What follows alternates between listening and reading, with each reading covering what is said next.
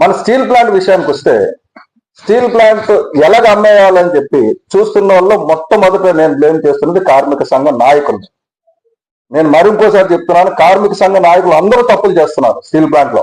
ఏదో చిన్న union DSC, democratic steel employees union లాంటిది, మా గడసాల అప్పారావు గారి యూనియన్ తప్ప అందరూ తప్పులు చేస్తున్నారు.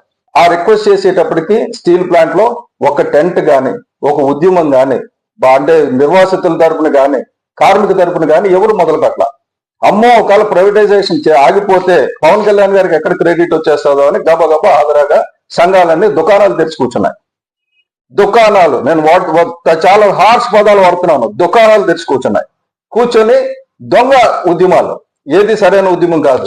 ఉక్కు నిర్వాసితుల తరపున నిలబడడానికి ఎవరు రాలేదు. ఉక్కు నిర్వాసితులను కూడా మోసం చేశారు అందరు కలిసి. ఉక్కు నిర్వాసితులు కష్టపడుతున్నారు, అప్పటి నుంచి ఈ రోజు వరకు కష్టపడుతున్నారు.